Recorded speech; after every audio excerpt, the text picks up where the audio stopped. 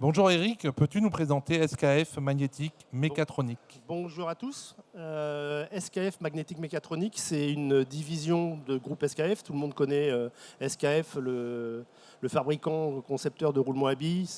SKF date de 1907. SKF Magnétique Mécatronique, surnommé S2M pour aller plus vite. C'est une société qui a été créée en 1976, donc nous fêtons nos 50 ans cette année, en l'occurrence dans 2 jours d'ailleurs. Ça a été confondé par SKF Ariane, ça a été repris en 2006 totalement par SKF. Ça représente un petit peu plus de 440, on va dire 450 collaborateurs dans le monde. On est présent dans 9 pays. On a 6 sites de production, 1 au Canada, 3 en Europe, 1 au Maroc et 1 en Chine. Et ça représente 1,4 milliard de SEC, ça fait à peu près 140 millions d'euros de chiffre d'affaires. Et ce qui est important, c'est qu'on met 11% de notre chiffre d'affaires en R&D et qu'on est propriétaire de 110 brevets et qu'on continue à en déposer tous les ans. Alors, quels sont les produits fabriqués chez SKF? Alors, les produits fabriqués de SKF, on reste dans l'ADN de SKF qui est de limiter la friction dans un mouvement de rotation, comme dans un roulement à billes. Nous, on produit ce qu'on appelle des paliers magnétiques. C'est-à-dire qu'on fait effectuer la rotation dans un champ magnétique. Donc nous n'avons pas de frottement, pas de friction, pas de lubrifiant, pas de maintenance du coup. On a ça nous permet d'accéder à des très hautes vitesses. On a des moteurs sur palier magnétique qui tournent à 150 000 tours minute, ce qui est relativement conséquent. D'habitude, on fait ça sur un film d'huile, parce que même un roulement à billes n'est pas capable de supporter ces vitesses-là. On a le fait de ne pas avoir de friction du tout. On a une efficacité dans la rotation.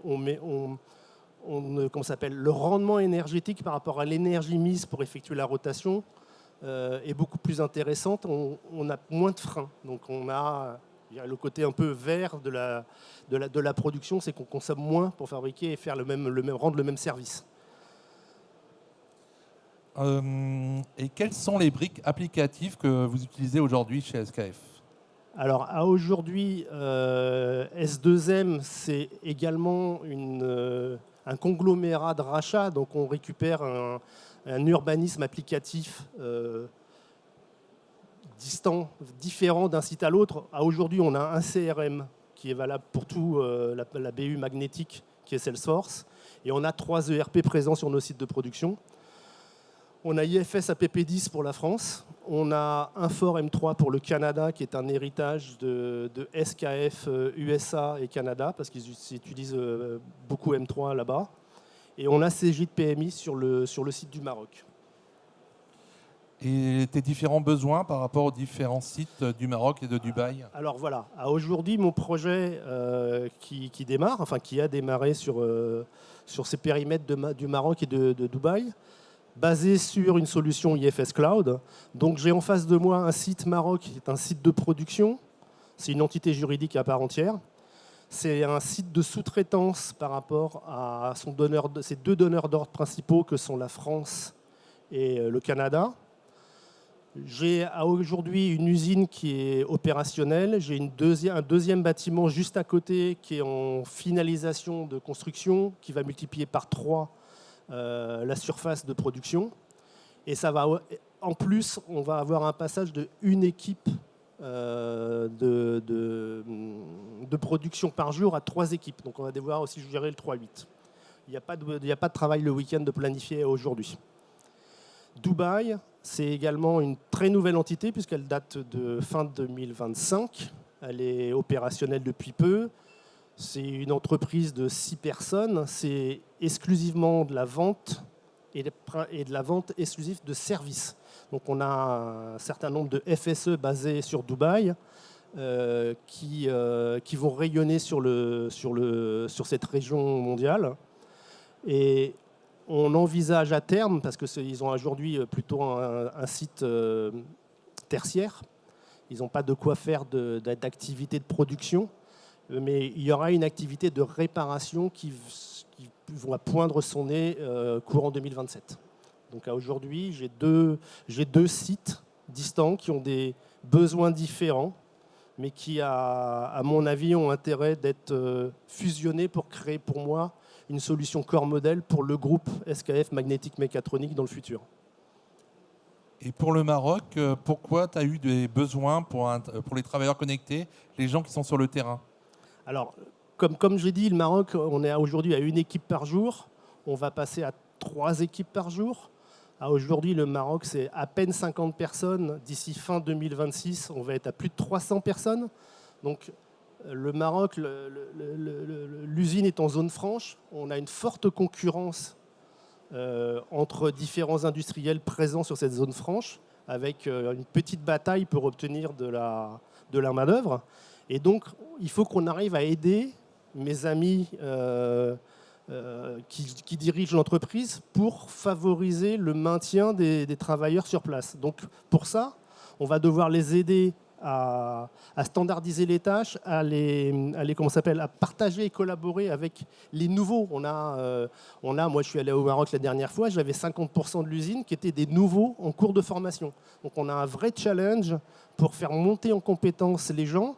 Et c'est aussi un investissement. Je dis, on est concurrent avec d'autres entreprises. C'est du temps faire monter un compagnon en compétence sur son lieu de travail. On essaye de les spécialiser de manière à ce que le temps de travail, le temps de monter en compétence soit le plus court possible, mais à un moment, il va falloir qu'on étende pour gérer une certaine homogénéité. Donc, on va s'appuyer sur le produit travailleur connecté POCA pour pouvoir mettre à disposition de tout un chacun toute cette base de connaissances, ce retour d'informations.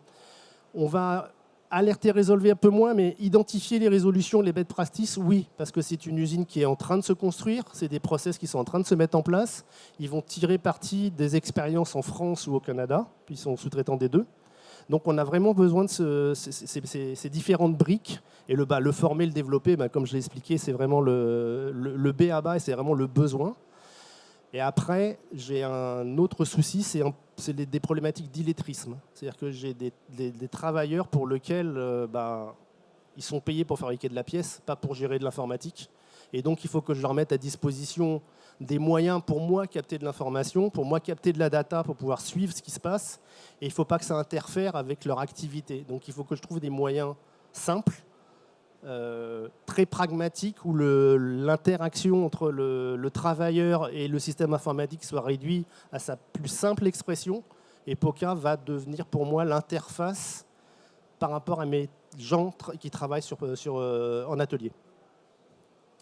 Tu avais une autre problématique aussi pour les flux intersociétés entre la France, le Maroc, le Canada peut-être? Oui. Alors, comme j'ai annoncé tout à l'heure, le Maroc, puisque c'est vraiment le sujet phare pour moi, est un site de sous-traitance. Aujourd'hui, on a une relation classique client-fournisseur, comme ce sont 2 entités juridiques. Ça génère de la charge administrative totalement sans valeur. Vraiment émettre une commande d'achat, saisir une commande de vente, refaire une expédition, ça n'a aucune valeur ajoutée quand on est en interne d'un groupe.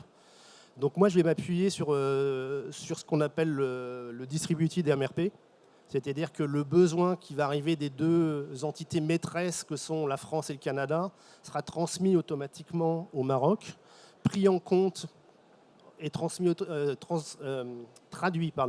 en commande client en fin de compte, et rentré dans le site de production.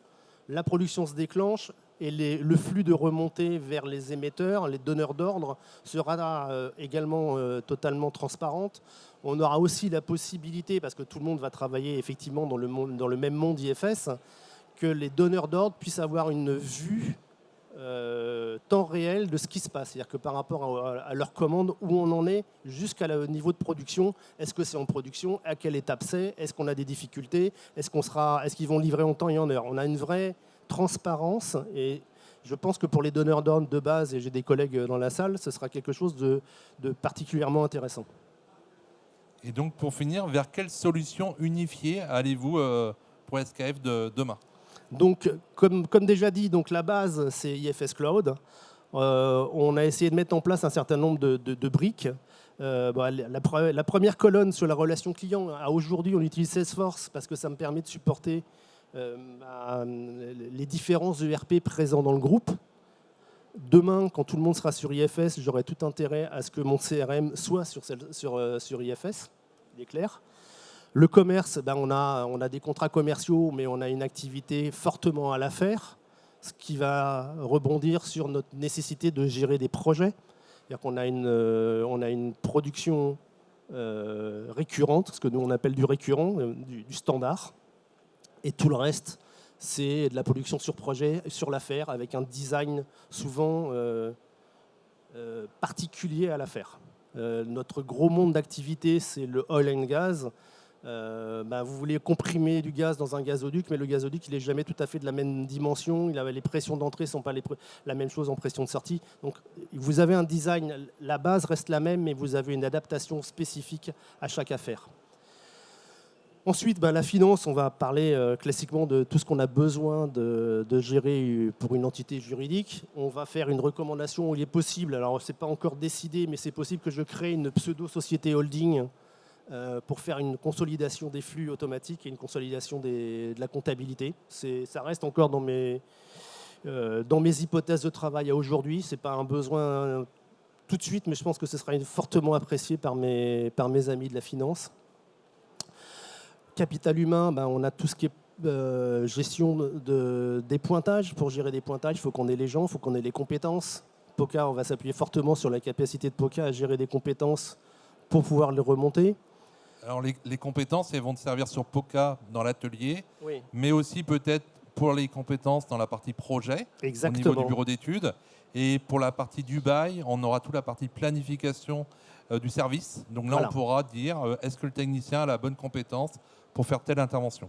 C'est-à-dire qu'aujourd'hui, si on travaille sous contrainte, la notion de compétence va être une contrainte. Avant, on avait une notion de compétence sur la présence ou l'absence d'un opérateur. Là, ce n'est pas le fait qu'il soit présent, c'est est-ce qu'il a la bonne compétence par rapport au poste de travail qu'on veut lui donner. Et ça, c'est pour moi quelque chose d'important pour suivre et s'assurer qu'on travaille dans les meilleures conditions et faire en sorte, alors ce n'est pas dans mes mains, mais faire en sorte que des problèmes qualitatifs ne soient pas dus au positionnement d'une mauvaise personne sur un poste de travail, sur une action particulière. Ça fait partie de toutes ces contraintes et d'optimisation de la production. Et moi, je dois apporter des outils pour y participer.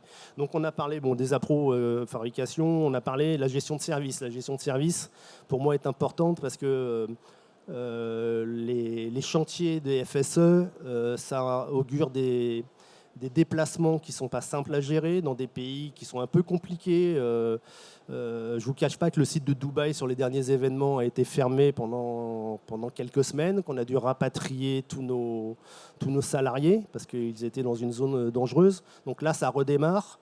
Le marché du oil and gas, les champs pétrolifères ont eu quelques dégâts, donc ça augure pour nous un certain nombre d'actions de réparation, donc avec des FSE sur place pour remettre les machines en route.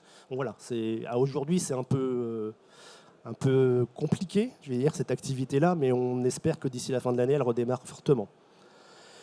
On a parlé du service, on a parlé de la gestion des actifs. Oui, quand vous commencez à créer des entreprises et que vous créez des usines, vous avez toute une gestion d'actifs à mettre en place et à suivre. Vous avez parfois des actifs qui passent d'une usine à une autre, mais ce sont des entités juridiques différentes. Donc on a quand même un pistage financier non négligeable. Et puis la partie développement durable, le groupe SKF dont nous faisons partie s'est engagé sur une réduction forte de ses émissions. Et pour prouver ces dires, il faut qu'ils aient des données factuelles. Et donc on va s'appuyer sur les possibilités d'IFS Cloud pour leur donner toutes les statistiques d'émissions sur notre activité. On a certaines briques comme la gestion de la qualité qui est transverse à l'ERP. Donc on va la retrouver en achat, en production, en expédition. Et également la gestion des documents qui est important chez vous. Oui. Aujourd'hui, vous avez même fait des choses un peu particulières où quand vous livrez une machine, vous êtes capable de sortir le dossier de la machine avec toute la traçabilité. Oui, à chaque machine, on a un dossier de fabrication appelé dossier client, ça dépend à qui vous adressez dans l'usine. Vous avez tous les certificats depuis la réception des matières, les certificats de sous-traitance, les différentes actions, la signature, un peu comme en pharma, vous avez une traçabilité sur le lot de production avec les signatures intermédiaires j'ai passé une certaine vie dans le pharma, où on a le même principe pour nos produits. Et donc, on a toute cette documentation qui va être attachée à l'objet final, qui est le produit fabriqué, mais en fin de compte, qui va hériter de différents documents qui sont positionnés dans le RP et qui permettent d'être liés au moment venu, et chacun voit ce qu'il a besoin de voir. Et à la fin, on condense le tout et on fournit un document final qui va avec le produit. Donc, je ne sais pas si vous avez des questions. Alors, juste avant d'attaquer les questions-réponses, on est présent sur 2 stands. On a POCA qui est à l'entrée et on a IFS qui est juste au milieu du salon. Donc, n'hésitez pas à venir nous voir. On a le temps avec Eric. Si vous avez des questions, n'hésitez pas. Il y a juste une chose que je voulais ajouter par rapport à IFS. Comme je vous ai dit, les 2 sites ont 2 activités totalement différentes. Je vous ai un peu dit que c'était pour créer un corps modèle. C'est parce qu'en fin de compte, je ne vais pas dire que c'est un POC, mais on est sur des sites relativement petits. C'est des sites en construction, donc la notion de changement est relativement simple à gérer. On est sur des projets RP, c'est quand même en général la réticence au changement est non négligeable. Donc là, en fin de compte, je vais rester dans mes habitudes, c'est de prouver par l'exemple que ça fonctionne. Donc, IFS APP10 en France fonctionne, on l'utilise tous les jours, on sait que ça fonctionne, mais voilà, on a toujours besoin les gens sont toujours redemandeurs de prouver ce que l'on raconte. Voilà. Moi, je vais m'aider. Ça va être beaucoup plus simple à gérer ce genre de projet. Et tout l'intérêt d'IFS, c'est le côté brique applicative, comme on a pu voir le damier de tout à l'heure. C'est que vous le démarrez moi, ce que j'ai l'habitude de dire, on le démarre par appartement. C'est-à-dire qu'en fonction de vos besoins, vous allez démarrer celui qui vous intéresse. Et la situation d'aujourd'hui ne sera pas celle de demain et encore moins celle d'après-demain. C'est toute l'évolutivité. Vous pouvez faire peut-être macro-processus, et moi c'est ce que j'envisage de faire parce que j'ai des délais très très courts. Je vais démarrer un IFS, un ERP en même pas 3 mois pour le Maroc. Donc c'est très très court, mais on va rester à un niveau suffisamment haut pour gérer le flux de l'entreprise, pour gérer de la prise de commande client jusqu'à la prise de commande d'achat, les réceptions, la qualité. Et puis après, on va faire un drill down. Et peu à peu, avec la montée en puissance, le ramp-up de l'usine, l'intégration de nouveaux collaborateurs, on va rentrer de plus en plus dans le détail. C'est toute la force d'IFS de pouvoir faire ça sans devoir tout recommencer à zéro. On crée une fondation et on va monter sa maison peu à peu. Et c'est vraiment l'image de la brique et des briques de Lego presque. Et c'est ça qui m'importe pour moi. Donc, avez-vous des questions? Merci à tous.